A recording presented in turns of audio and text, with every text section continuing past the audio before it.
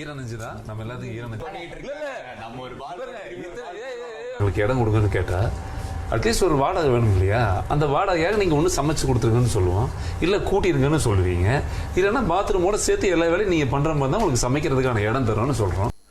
வணக்கம். பிக் பாஸில் பார்த்தீங்கன்னா நேற்று ரவீந்திரன் ஒரு முட்டுக்கட்டையை போட்டார். உங்களுக்கு நாங்கள் இது பண்ணணும் அப்படின்னோம்னா எங்களுக்கு ஒருத்தரை எலிமினேஷன் பண்ணக்கூடாது அப்படின்னு சொல்லி. இன்றைக்கி பார்த்தீங்கன்னா அந்த விஷயத்த ரஞ்சித் எடுத்துக்கிட்டார். நீங்கள் சமைக்க வரீங்க அப்படின்னா எங்களுக்கு ஏதாவது வாடகை கொடுக்கணும், வாடகை கொடுக்குற மாதிரி இருந்தால் உங்களை நாங்கள் சமைக்க விட்றோம் அப்படிங்கிற மாதிரி அவர் பேச ஆரம்பிக்கிறாரு. என்ன பண்ணணும் அப்படின்னா, சமையல் செஞ்சுருங்க, பாத்திரத்தெல்லாம் விளக்கிடுங்க, கூட்டிடுங்க, பாத்ரூமை கழுவிடுங்க அப்படின்னு சொல்லிட்டு இன்றைக்கி ஒரு குண்டை தூக்கி போடுறாங்க கேர்ள்ஸுக்கு.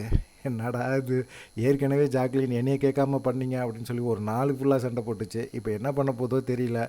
ஆம்பளைங்கள்லாம் ஒரு கெத்தாக சேர்ந்து பக்காவாக பிளான் போட்டுக்கிட்டு இருக்காங்க. பார்க்கலாம் என்ன நடக்கும் அப்படின்னு சொல்லி.